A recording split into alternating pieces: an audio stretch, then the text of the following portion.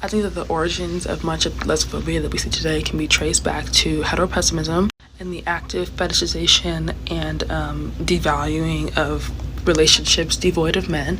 And I think it also ties back to a subconscious disdain for people that fall outside of the traditional gender binary and gender norms. Even if you don't think that that's what your issue is, I feel like that's a lot of what the issue is. Heteropessimism can be described as the performative disaffiliation with heterosexuality, usually expressed in the form of regret, embarrassment, and hopelessness about the straight experience. The rest of the article is here at the Australian National University.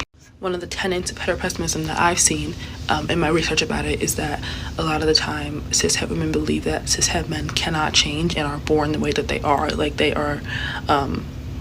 came out of the womb like disrespecting them and treating them like shit, right? Which is a form of bioessentialism, right? Like you are this way because you were born this way. And I feel like heteropessimism in this way has permeated our general understanding of masculinity in the American cultural psyche.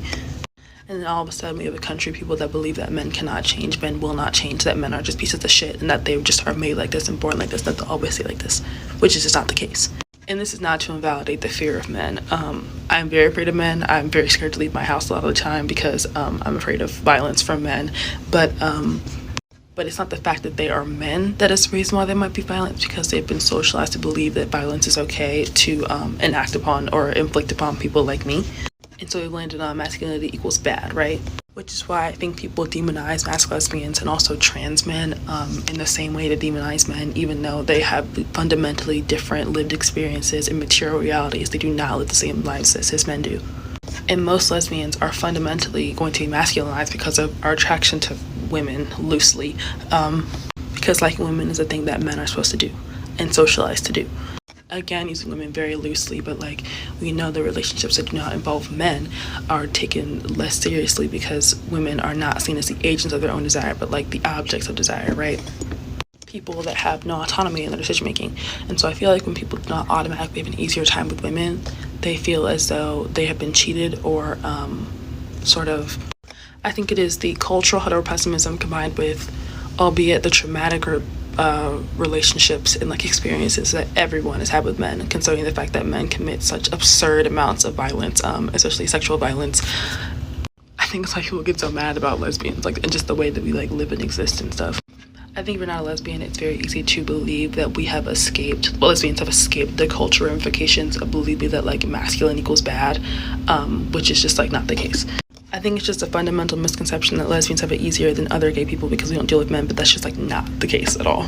On a different note though, it's so silly to me when people cannot conceptualize like the idea of being like both non-binary and a woman, especially if we're talking about women of color, but especially like women darker than a paper bag. I'm just gonna say that because I feel like it's not particularly just Black women, it's not particularly just like South Asian women, but I mean like I feel like it has to do with like especially colorism. I feel like we have to think about it in like the grand context of the world and like the grand context of what femininity actually looks like and like what womanhood actually looks like to people and like what they would define it as. Because like okay, I'm not gonna try to quantify it with a number because my STEM girlfriend would literally bite my head off if I just said an arbitrary number. But there like so many of the criteria of womanhood and like being like a real woman are aligned with whiteness and white supremacist ideas and like the gender roles that were ascribed by white people, especially like from Great Britain and like other colonizing powers in Europe. So naturally, women of color, especially women darker than like, I'm gonna say this, do not have the same, they are not perceived the same in their womanhood. Like the number one thing that number one thing that people do to women of color is to try to make them feel like they're not feminine, right? So I feel like if you think about how the entire experience of womanhood is how you're treated as not a woman and how like you can find literally a million fucking videos on this app of people who are like, yeah, I feel like I had to be hyper feminine or people aren't gonna respect me as a woman. Like especially people that are darker than what I said, they have to work so much harder to be perceived as even slightly as feminine as like their white counterparts that don't have to try even half as hard. And so if like your entire definition and your entire experience as a woman is just someone telling you that you're not woman enough, Like, of course it's going to make you feel like you exist outside of the gender binary while still identifying with that gender binary, because that's the experience of what it means to be a woman for you. Which is why I think it's so common to see people, especially Black women, say, like, I'm non-binary, but I'm also a Black woman. Like, no matter what, I will always be a Black woman, but I'm still non-binary. I still am not a woman. Like, and people get so confused about that concept and are so fucking mad, and they're always like, oh my God, that makes, like, no sense. And I just, number one, you need to get some range. If it confuses you that bad, I need you to read a book. But second of all, like, it's a lot easier if you just think about how women of color are treated. People have been acting like I am not a girl, like, and like I am, like, not enough of a girl or not feminine enough, not enough of a woman. So I was literally like, well, I guess not woman is a big word to use, but not enough of a girl since I was literally, like, in elementary school. People are like, oh my God, you're like my boyfriend, you're so strong, oh my God, like, you're so masculine and muscular, go fuck you. It just warps your perspective of yourself. This person was misgendered by someone's boyfriend at a queer hangout. This tweet is egregious in so many ways. This tweet is awful. This is one of the replies to this whole situation. Someone that's treating this like a fucking hypothetical, like, theoretical discourse conversation and not like someone's real life experience. This reply in particular is what really got me thinking, though, about the ways in which white women literally functionally cannot understand the way that their oppression, like, by white men, does not excuse them from the other systems of oppression that they uphold actively. Even if every single bi woman had a boyfriend who misgendered every single trans ME person, that still wouldn't make bi women into non-people / agents of or stand-ins for cis heteropatriarchy. It's genuinely insane to me that how there is no thought about the personal responsibility that we all must take in order to keep each other safe, and instead it's about, like, personal attack. This is about misogyny. Like, it's about, like, the fact that you're, like, not queer enough, but instead what people are saying is stop putting us in danger. I do not think that a lot of queer people understand the way that they personally uphold systems of oppression, the way that they personally uphold transphobia. If you are bringing someone into a space that is actively going to be a bigot, that means that you are in support of said bigot. Like, I don't think, like, there's no, like, ambiguity there. It's not that you're responsible for a man, it's that you're responsible for your own actions of who you keep company with and who you allow access to other marginalized people. People that do not have intersectional forms of oppression, people that do not exist in the margins of multiple types of oppression, have such a, like, quite literal blinder on as to the experience of other marginalized people. And I think a lot of them forget the ways that these systems of oppression are interlocked, that they rely on each other, they are connected to each other. And you have a personal responsibility, whether you like it or not, to not do things that actively put other people in danger. Especially if you want to be in community with said people that you are actively putting in danger. Like, but also the fact that this person seems to think that, like, part of being acknowledged as a human being is, like, the right to inflict your own violence and not be held responsible for someone else's violence when you are enabling said violence is very telling. If you have insecurities about your own queerness and, like, your relationship to being LGBTQ and your relationship to other queer people, that will always project onto others in your relationships, and it'll prevent you from forming the connections you actually want to make, and it'll prevent you from getting to the root of who you actually are. If you are struggling with your identity, if you find yourself jumping between different labels and whatnot, like, I personally think it's best to, like, stop involving yourself in discourse and stop, like, attempting to find some sort of authority on identity, because the only person whose opinion matters about your identity is yours. The only person who matters in this conversation about who you are is you. Example, if lesbian to you means woman loving woman, that's awesome. And I hope you enjoy that for yourself. That's not what it means for me, because these 3 stripes right here represent something different for me. My lesbianism is my lesbianism. Yours is yours. There is no authority on lesbianism. Form your identity for yourself. There's a Twitter exchange that's been on my mind. This particular tweet has been on my mind for the past couple of days. This person was misgendered by someone's boyfriend at a queer hangout. And this exchange was so strange to me. Like, it was just so truly strange.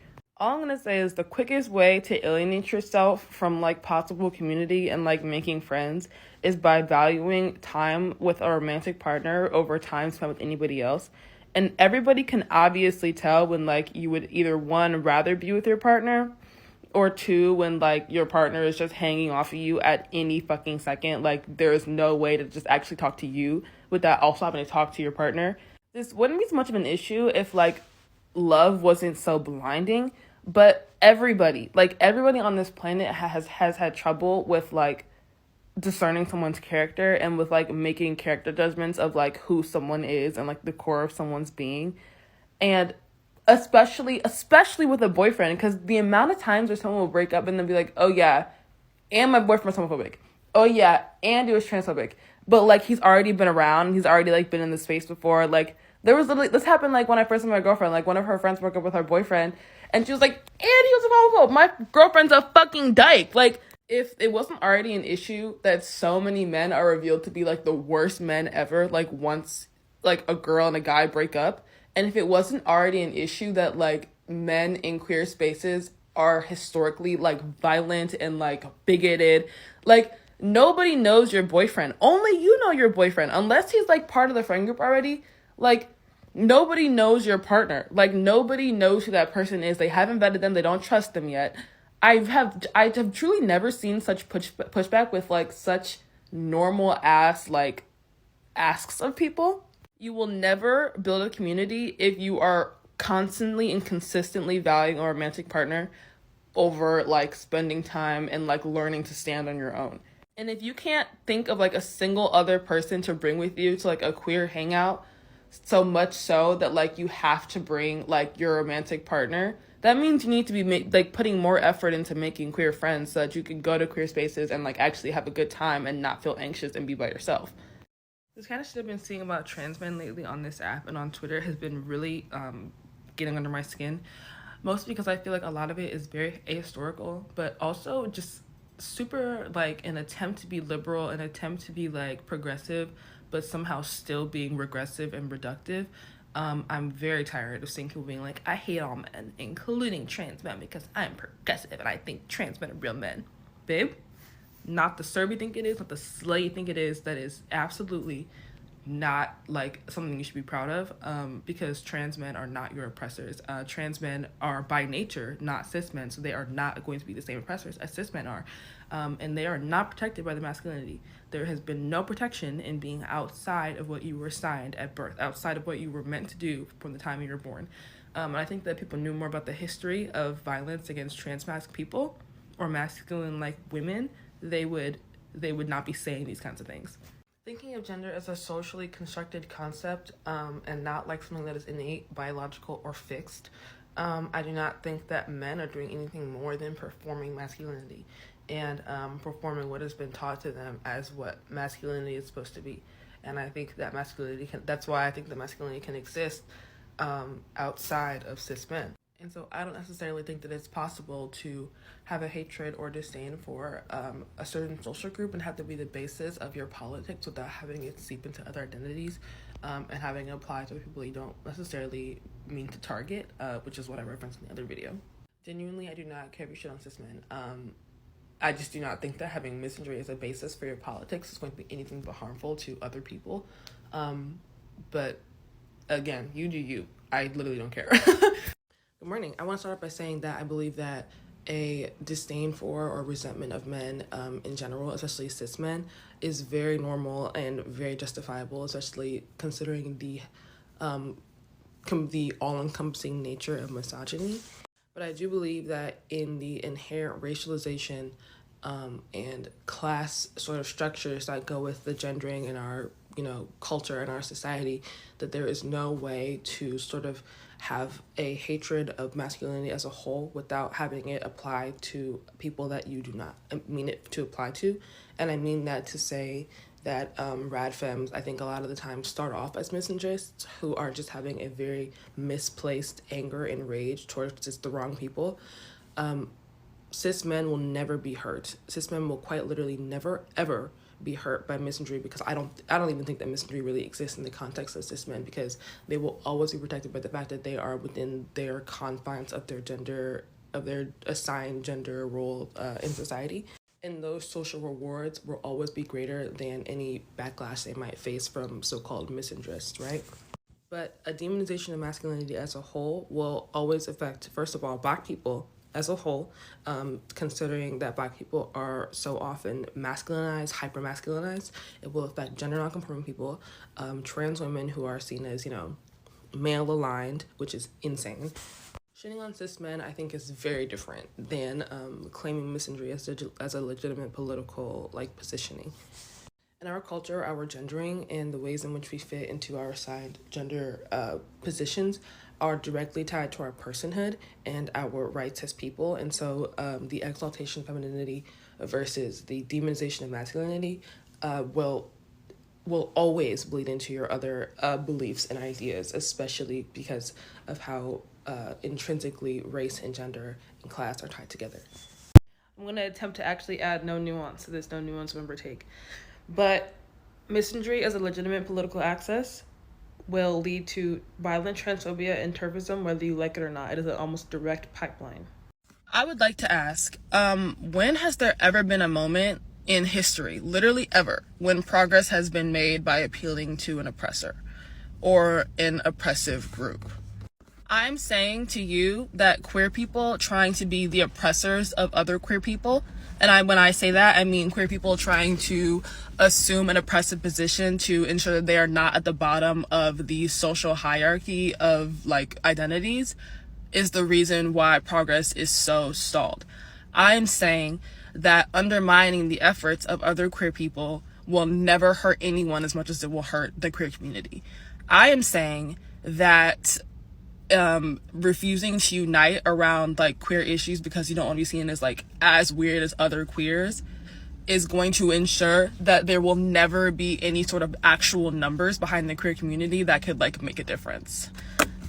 People are already in my comments very angry, being like, if you're a real lesbian, then how does this have no bearing on your life?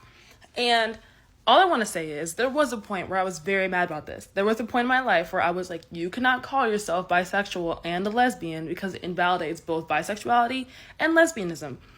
And then I went outside. And then I was like, I don't give a fuck. I literally don't care. There is nothing on this earth that could make me care about that. It's for two reasons. It's because, first of all, people like that normally don't talk to me because I normally have a lot of other very left-leaning opinions. I never met someone that's a bisexual or lesbian that has same opinions as me, so we don't really have to talk to each other. But second of all, it's because no matter what, people are still going to be homophobic if you're dating a fucking woman. People are still going to be homophobic to lesbians. They're still going to sexualize us. They're still going to harass us. And whether or not one particular bitch wants to call herself a bisexual lesbian has something to do with that. It doesn't matter to me. It's not an access thing I care about.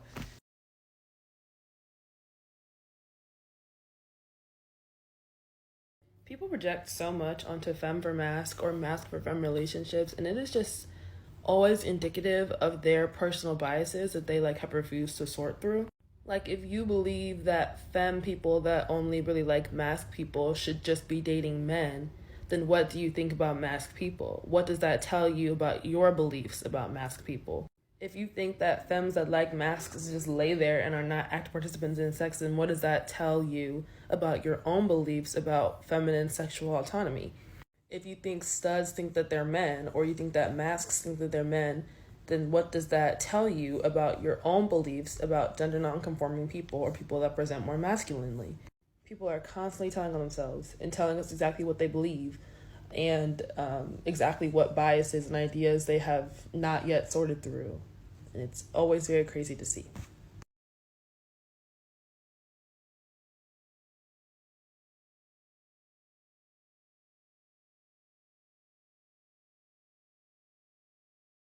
I honestly couldn't give less of a fuck about the whole lesbians are mean and scary and hard to approach thing. Mostly because, first of all, I am mean very often. Second of all, I am scary. I aim to be scary. And third of all, I do not like to be approached. But the only reason I talk about it though is because it's an incredibly easy mental jump to go from lesbians are mean and scary to lesbians are predators. Lesbians will hurt you. Lesbians will take advantage of you. And that kind of rhetoric leads to violence, fetishization, sexualization, masculinization. It leads to rage from men. It leads to us being ignored in many LGBTQ efforts. There's just so many things that come from this stereotype. I don't give a fuck if you call me mean. I don't give a fuck what you think about me. But I care about the systemic effects of the bullshit that you're spreading. I care about the things that will actually tangibly hurt people in my community and hurt me. But for so many people, it's just they don't understand that it really is that deep. Everything literally is that fucking deep. It's about our lives. Do you know how scary it is to talk to lesbian women as a bisexual? I think it's a perfect example of the ways that non-Black queer people are quite literally almost never fighting for the same things that like people of color are fighting for. In this particular discourse, it's so interesting because lesbians do not have systemic power over bisexual women, especially bisexual cis women. It does not exist. We're so caught up in conversations about validity, conversations that do not materially benefit anyone except for white people or white passing people, that we're missing the fact that not being attracted to men in a patriarchal society will never be a privilege. And as a black person, I literally cannot understand these conversations because, like, it sounds to me like a person of color, like a non-black person of color, is saying, well, black people hate me and have always historically, like, robbed me and, like, tried to kill me, so therefore I avoid black people. Like, you might still be oppressed, but you're not oppressed in the same way. And you never will be oppressed in the same way. And that black person has no real power over you, so, like, what the fuck are you talking about? That's all I hear. I've been seeing lots of people on TikTok that are sapphic and are afraid to approach lesbians. So I'm going to give you some tips on things not to say or not to do. Number one, the cottagecore shit, please cut it out. Like, I know, like the let's run away and live in a house in the field somewhere. Like, it shows that you're not grounded in reality and that you think that lesbianism is just like a run around in the field. And it's just definitely not that. It's a little invalidating. The whole, like, oh my god, girl, you're so pretty, or like, oh my god, queen, yes, you're so pretty, immediately friend zone. I don't even think that you're gay. Like, I just think that you're like, I know, like, there's no way in hell. And about the whole experiment thing, if someone approached you and was like, I don't actually know if I like people like you, but like, I want to see, like, that's a little bit, it's disrespectful. People don't normally like that, so just try to avoid that in general. And you don't have to leave with the whole, like, girls don't like me, no one else wants to fuck me, sort of rhetoric, because, like, it just sounds like you don't even know your own red flags, and, like, you just don't know if people don't like you, which is, like, not normally the case, but that's what it sounds like from my perspective.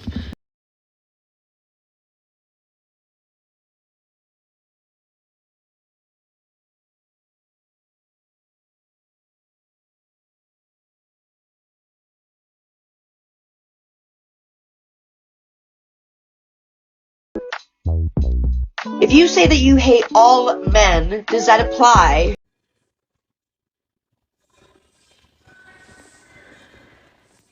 For me, this is exactly how people hate white queer people. This exact type of comment. Active and systematic pushing out of black queer people means the erasure and the general loss of queer history and culture as a whole. It's inherently political. It is inherently something that is radical and subversive. All else, black drag queens are pioneers of culture. Me, I revere my ancestors. I care about the people that paved the way for me, and you don't. You don't give a fuck. That's why people do not feel welcome in queer spaces, because you're not welcome because of how goddamn disrespectful you are to people that are the reason why you can exist visibly and comfortably in the world. You are pathetic and spineless, and that's why you do not feel it's a community, because you are not our community. You want to erase the community. You have never advocated for anything in your entire lives that doesn't personally benefit you, and it's so obvious and very clear.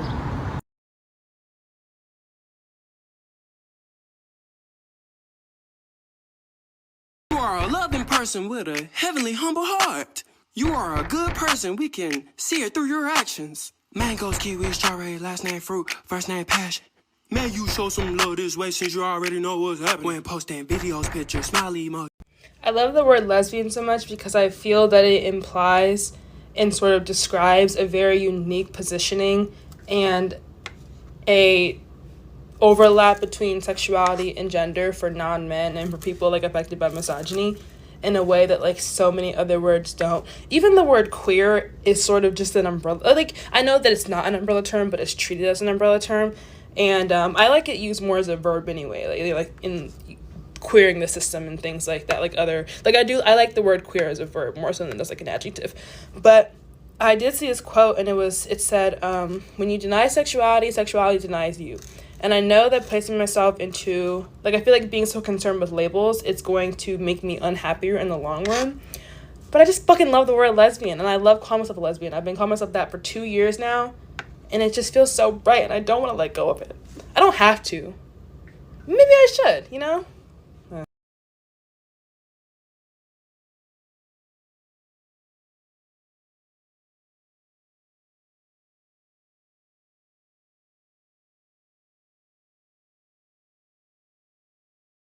How can you say that you feel like a woman when you don't know what that feels like? This is one of those moments where I can just tell how many of you have been failed by the American education system, and like how many of you have been the children that were left behind. I'm going to ask some questions, but I'm going to answer these.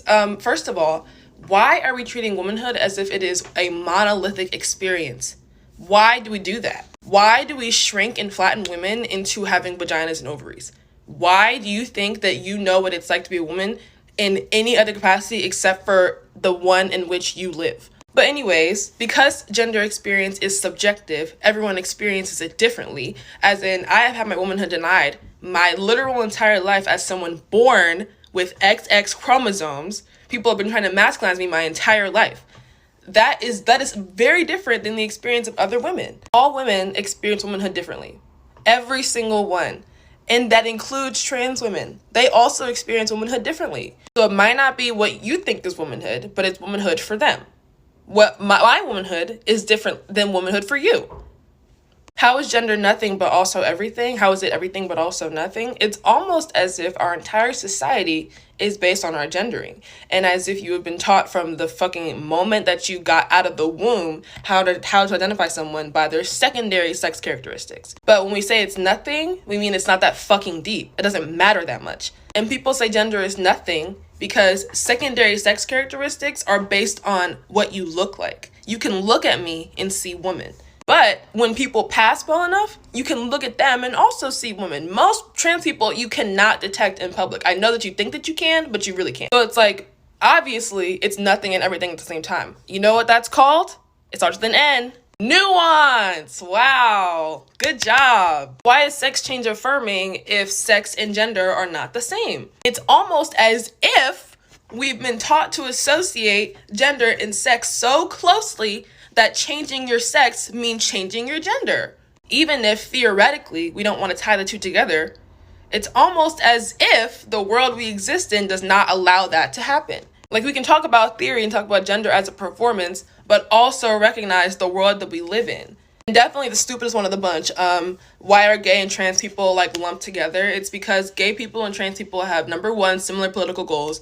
Number two, have similar political opposition. Number three, face hate crimes that are similar. And it's also because gay people are often treated as like failed women, failed men, and what are trans people treated as? Failed women, failed men, whatever that might mean. We have a lot of common ground, so we hang out together. We have a lot of solidarity. Like, that's not hard. I just feel like these are not questions that require any thought. These are questions that trans people get asked every single day of their lives and can answer for you, and you close your eyes and cover your ears and you say, no one's answering my question. So I encourage you to stop thinking only in theory and start thinking in reality. I used to be like this young commenter, albeit before I started fucking, I used to be like this young commenter. I'm sorry, that's so serious. Anyways, I used to be like this person and get really worked up about the way people use the word lesbian. Obviously, I'm older now. This is not something that bothers me anymore. But it does remind me a lot of the conversation about people are like, we're not having a trans genocide right now. Because they're always like, we're not having a trans genocide. We just don't want trans people to exist anymore. But like, they do exist. So how would you supposedly go about making them not exist if you're not talking about killing them? Or at least in a roundabout way describing eradicating them. They're going to exist no matter what. Trans people are as old as gender itself and are as inevitable as children in this world. When you're saying that you don't want children to be trans, you don't want adults to be trans and be able to exist in the world, like when you're saying that like you understand you understand like trans-focused hate crimes, you're saying that you want them to be eradicated, you want them to be dead, because they're going to exist no matter what you try to do, unless you genocide them. Does that like make sense? So in that same vein, trans men that identify as lesbians or lesbians that identify as trans men are going to exist no matter what, unless you commit acts of violence against them to make them stop existing. That's the end. The only option to trying to get a group of people to not exist is violence. Like, that's literally just it. And like, whenever I see these comments, I'm like, so what you are suggesting is either one, in a roundabout way, violence, or you're suggesting that we like ostracize them from the queer community or belittle them or harm them or like verbally, abuse them. Try to force them to conform or identify in a way in which you think is appropriate. But like, then what are we doing? We're committing acts of violence against other queer people. But then also, like, I guess in like a less serious way, you're saying like, oh yeah, well I still acknowledge it. It's not valid. Okay, you don't have to, and they still exist. Like it's just it's so silly. Like it doesn't matter what you think of someone else's identity because it's still gonna be their identity that has nothing to do with you. I don't believe in it. I don't acknowledge that. You're invalidating yourself. Too bad. Awesome. It's not you. Mind your business. I know everyone's seen it already of the person who was excited about being hate crimed, who was white or white passing, as they would put it. And this is what we mean when we say that white people or white passing people use like their proximity to oppression and like their experiences as like marginalized groups to distance themselves from whiteness, and as a cover for them not understanding the ways in which their whiteness protects them. Because this is not an isolated incident. Anyone's ever hung out with like white queer people especially, but like white people that are of a clearly marginalized group will understand how excited so many of them are to like finally have like a concrete expression, like a concrete example of like, yes, I'm just like you, and distance themselves from the ways in which they also cause harm to other people.